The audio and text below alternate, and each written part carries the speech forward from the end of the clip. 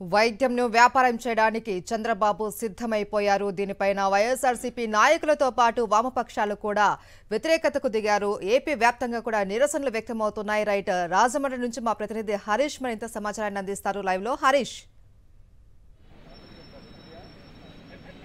మహేశ్వరి, రాష్ట్రంలో మెడికల్ కాలేజీలు ఏవైతే ఉన్నాయో వాటిని ప్రైవేట్ పరం చేయడానికి రంగం సిద్ధం చేసేసింది కూటమి ప్రభుత్వం.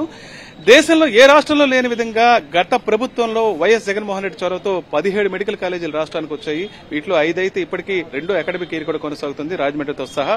ఈ నేపథ్యంలో మరో 10 మెడికల్ కళాశాలలు పూర్తయి అవి కూడా క్లాసులు స్టార్ట్ అయితే 1500 మందికి విద్యార్థులకు, నిరుపేద విద్యార్థులకు, మధ్యతరగతి విద్యార్థులకు ప్రభుత్వ ఆధీనంలో ఉన్న కళాశాలలో చదువుకునే అవకాశం ఉండేది మెరిట్లో.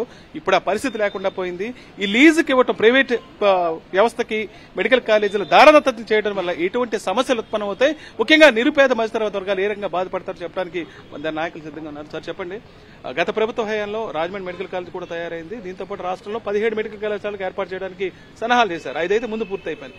కేవలం వైఎస్ జగన్మోహన్ రెడ్డి చొరవ వల్ల ఇవన్నీ సాధ్యమని ఇప్పుడు వీటిని ప్రైవేట్ పరం చేసేయడానికి రంగం సిద్ధమైపోయింది. ఎలా చూడొచ్చు చంద్రబాబు తీరుని?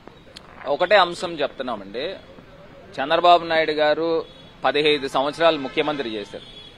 నేను అడుగుతా ఉన్నా, మీ పొలిటికల్ హిస్టరీలో కనీసము ఒక్కటైనా గవర్నమెంట్ మెడికల్ కాలేజ్ మీరు తీసుకుని వచ్చారా? 15 సంవత్సరాలు మీరు ముఖ్యమంత్రి కింద ఉన్నారు.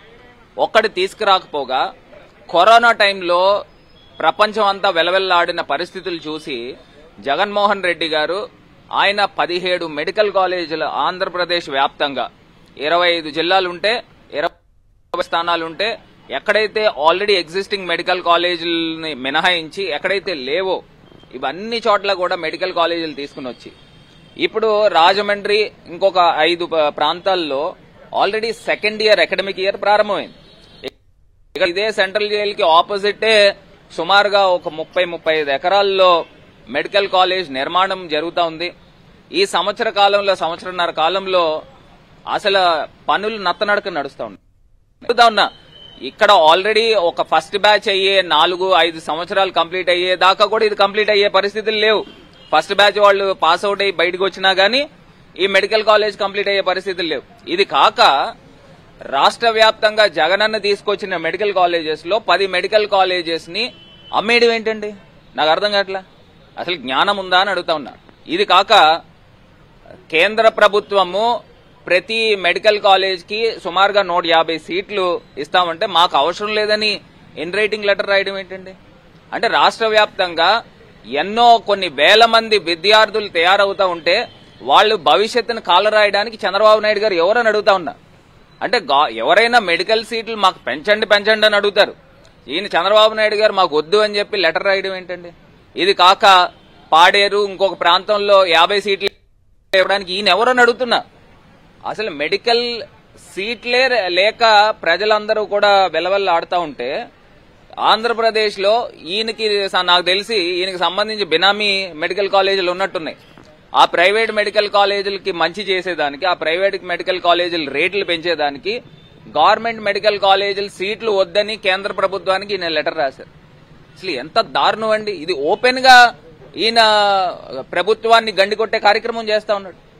గతంలో కూడా సేమ్ లిక్కర్ దాంట్లో కూడా ఇదే జరిగింది. ఇంకో ప్రధానమైన విషయం, ఇప్పుడు కాలేజీలు ప్రైవేట్ పరం చేస్తే వాటికి అనుబంధంగా ఉన్న ఆసుపత్రులు కూడా ప్రైవేట్ పరమే అవుతాయి. అంటే పేదలు ఎవరు కూడా ఉచితంగా వైద్యం వారికి అందే అవకాశం కూడా లేకుండా పోతుంది.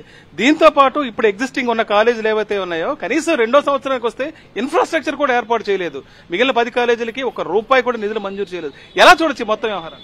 నేను అడుగుతున్నానండి. ఇప్పుడు ఇక్కడ రాజమండ్రి గవర్నమెంట్ డిస్ట్రిక్ట్ హాస్పిటల్ అండి. డిస్ట్రిక్ట్ హాస్పిటల్లో సుమారుగా రోజుకి ఓపీ 700-800 మంది ఓపీ వస్తూ ఉంటారు. అంటే ఇప్పుడు ఓపీ పెరిగింది. ఎందుకు పెరిగిందని అంటే ఆరోగ్యశ్రీ ఎక్కడా లేదు. ప్రైవేట్ హాస్పిటల్స్ లోకి వెళ్తే ఆరోగ్యశ్రీ లేదు, మీరు గవర్నమెంట్ హాస్పిటల్కి వెళ్ళిపోండి అంటే ఇప్పుడు ఓపీ 1500 దాకా పెరిగిందంట. అక్కడ పరిస్థితులు చూస్తే ఘోరంగా ఉన్నాయి. అంటే పేదవాడికి వైద్యం అందకూడదనేది వీళ్ళు కంకణం కట్టుకున్నారు. అంటే ఇప్పుడు ఈ గవర్నమెంట్ మెడికల్ కాలేజ్ ప్రైవేటైజ్ అయితే దానికి అటాచ్డ్ ఉన్న గవర్నమెంట్ డిస్ట్రిక్ట్ హాస్పిటల్ కూడా ప్రైవేటైజ్ అయిపోతుంది కదా. అంటే ఆంధ్రప్రదేశ్ వ్యాప్తంగా చంద్రబాబు నాయుడు గారు ఈ మెడికల్ మాఫియా చేస్తా ఉన్నారా అని అడుగుతా ఉన్నా. అంటే ఇంత దారుణమా? అసలు మీరు ప్రైవేటైజ్ చేయడానికి మీరు ఎవరని అడుగుతా ఉన్నా. జగన్మోహన్ రెడ్డి గారు ముఖ్యమంత్రి కింద ఉన్నప్పుడు ఆయన తీసుకుని వచ్చారు ఈ మెడికల్ కాలేజీలని. ఇప్పుడు మీరు అమ్మేయడం ఏంటని అడుగుతా ఉన్నా. అసలు 99 సంవత్సరాలకు అమ్మేయడం ఏంటండి? అంటే ఆంధ్రప్రదేశ్ వ్యాప్తంగా పేదలకు ఎవరికి కూడా వైద్యం అందకూడదా? జగనన్న ఏం చేశారు? నాడు నేడు చెప్పి విద్యా వ్యవస్థలను అంతా కూడా మొత్తం రూపం మార్చారు. అలాగే వైద్య వ్యవస్థలో కూడా తీసుకుని వచ్చారు.